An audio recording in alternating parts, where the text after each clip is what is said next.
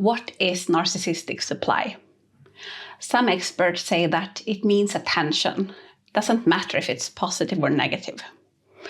Then there are survivors who say that narcissists are emotional vampires, feeding off other people's reactions just to get through the day. But the truth about narcissistic supply is something I came to understand fully after seeing my ex unravel. Watching him switch from tyrant to a helpless child and back again, all in the span of one single evening. Narcissistic supply is so much more than just admiration. In this video, I'll explain what narcissistic supply is, so that you can make sense of what is happening, or finally make sense of confusing memories that still haunts you. Let's get into it. Narcissistic supply is often defined as admiration or attention, positive or negative, that helps fuel the narcissist's false persona. Because the narcissists have not developed a true self, they project this image of a perfect person, and to maintain that ideal image and to believe in it, they need constant feedback from the environment. Feedback in form of admiration or making them feel powerful and special, like they matter. But the truth is, that's only the surface level. Yes, when a narcissist is high functioning, holding things together and managing a job, that is what attention looks like. Admiration, applause, success, praise. But when things start to fall apart, they need a different kind of supply. Let's break it down. Material support, money, housing, errands, logistics. Functional support, organizing their life, doing their share of the chores, solving practical problems. Emotional regulation. As their longtime partner, you often find yourself becoming their emotional regulator, absorbing their anger, shame, and frustration. Scapegoating. Narcissists need a scapegoat, someone to project their faults onto so that they don't have to face them. All of this is used to prop up the illusion of them being a functioning adult. They need a machinery in place that makes the praise plausible. Is all supply equal? No. No. If all attention was equal, then narcissists would be satisfied by being known as the smelliest, meanest idiot in town. But they're not satisfied with that. They want admiration. They want to be seen as powerful, handsome, clever, morally superior. When that ideal image starts to crumble, they panic. And they may present another mask, another persona. The family guy, the wise old woman, a spiritual leader. But behind the mask, nothing has changed. They still want the admiration without doing the work. That's what you're there for. When I met my ex-husband, he was young, good-looking, successful. He was an entrepreneur. He had many friends and a big family and lots of sources for supply. People wanting to cooperate, get into business with him, or just hang out with him. He was a charming guy, and he was also quite generous with his money. He could afford it. We were together for 21 years, and during that time I watched him change. He sold off his companies when the IRS were closing in. He became unemployed. He pushed people away by his mannerisms. And now there was no generosity or money that was able to buffer his outlashes. I stayed with him and I tried to keep everything together. I encouraged him to study or to get another job, but he wouldn't. He went from overt, grandiose, to more covert. He presented himself as a family guy with high moral values and religious ideals.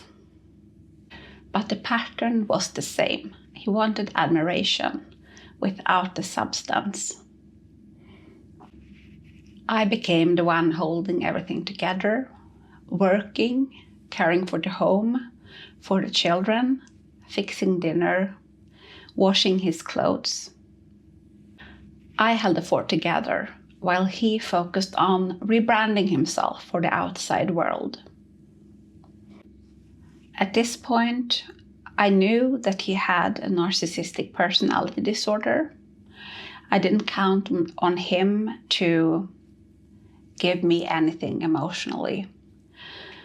And I avoided conflict, and I would give him praise or admiration. But that wasn't enough. I was his manager, his housekeeper, his therapist, his emotional regulator. But that wasn't enough, because a narcissist needs a scapegoat. And since I was the only one left, he started to use me, to blame me for his failures, blame me for bad financial decisions he had taken, and he accused me of being selfish and putting my career first, when in actuality, I was keeping us afloat. And when he didn't blame me, he blamed his former friends, family members, or the world in general. I didn't know which version of him I would get.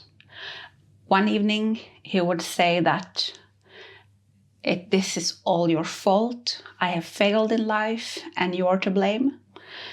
And then the next morning, he would cry like a little boy and telling me how much he needed me.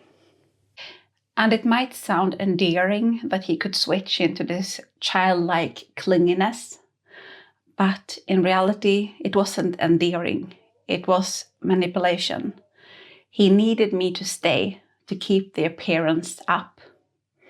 And meanwhile, I had actual small children depending on me, suffering because their mother was emotionally exhausted, overworked, financially depleted. And when I told him I couldn't do it anymore, I couldn't keep working full time and be responsible for everything in the home and picking my kids up every day at 5 p.m. after school, he didn't offer to help. In fact, he refused to help. He shamed me, blamed me, threatened me, and raged.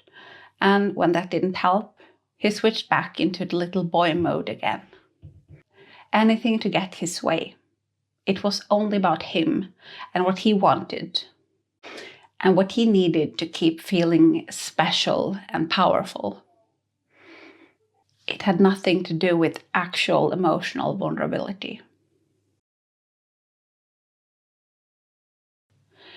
When you become the only one the narcissist have left from close relationships, then you're put in this place where you have to fill all their needs, their emotional needs, their need for supply of all the different kinds that we spoke about, and their need for a scapegoat. And if you manage to keep all of this together, they don't appreciate you for doing it. In fact, they will despise you because you are stronger than them. And they feel that they need you, and that makes them hate you. And some of them, like my husband, will try to torture you emotionally because it makes them feel powerful, and it also gives them sadistic pleasure. If you recognize yourself in this position and you feel drained, hopeless, and like you're carrying everything but getting no appreciation. You're not in a relationship anymore. You are their emotional scaffold, holding their life and their mask together. You may feel responsible for them, and you feel that this person needs me. But even if you stay there, they will continue on their path of destruction. No person can uphold this for long. It is not possible to continue to keep someone else's life together while you're under attack.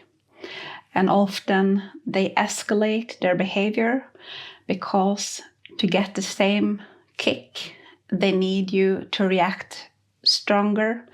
And also there is the normalization process. So for example, if you're used to him giving you the silent treatment or calling you some bad names, then you will get used to it and you will no longer give the same reaction. It will just be what you hear every day, and then they will escalate. So no, narcissists don't just need your attention. They need your emotions, your time, your labor, your effort. They need all of you, and even that will not be enough. And they will not be grateful if you give them all of it. If you are in this type of relationship, there is a good chance that coercive control is also involved. I have an entire video describing more about that, and you will find that here. I'm Emma holding up a light over the bridge. See you in the next video.